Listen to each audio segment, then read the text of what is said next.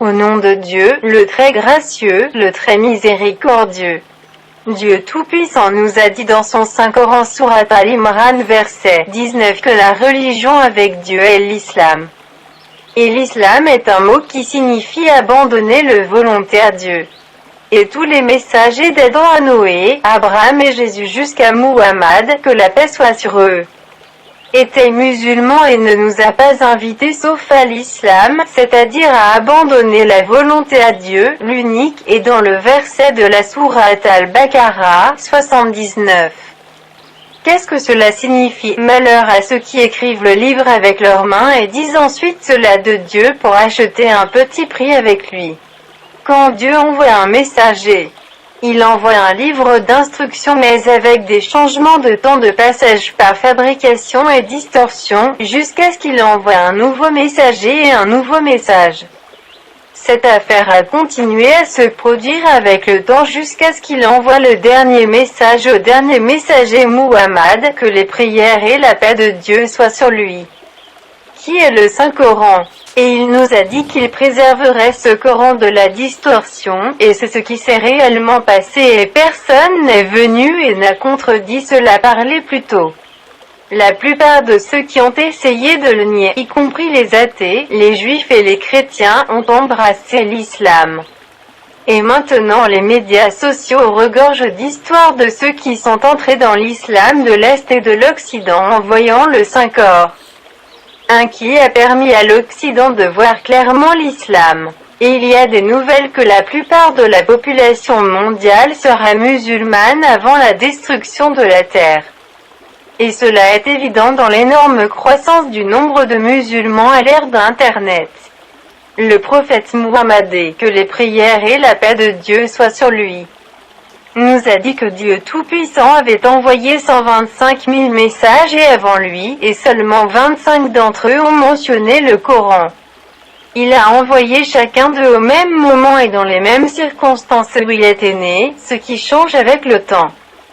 C'est pourquoi les messages divins se sont multipliés en raison du changement de ces circonstances.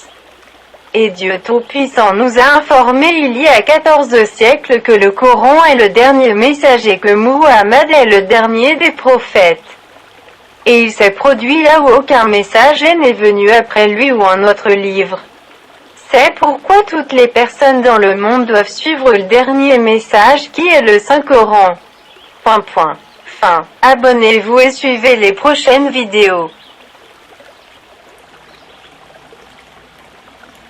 Au nom de Dieu, le très gracieux, le très miséricordieux.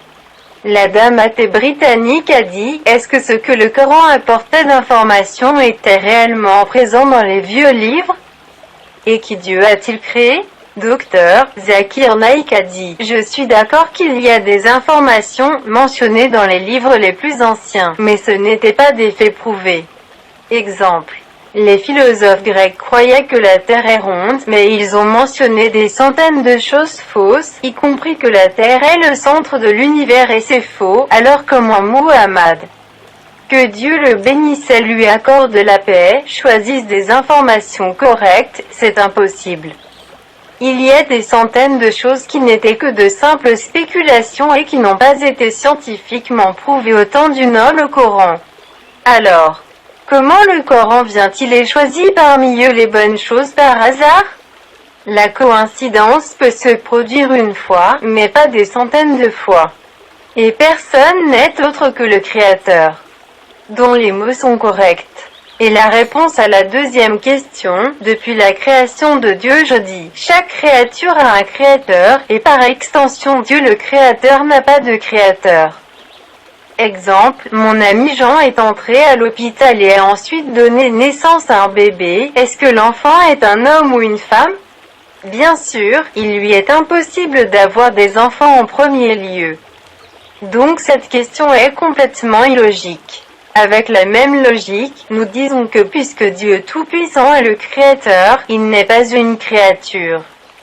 C'est pourquoi nous disons que Dieu n'a pas de créateur. Terminé. Abonnez-vous et suivez les prochaines vidéos.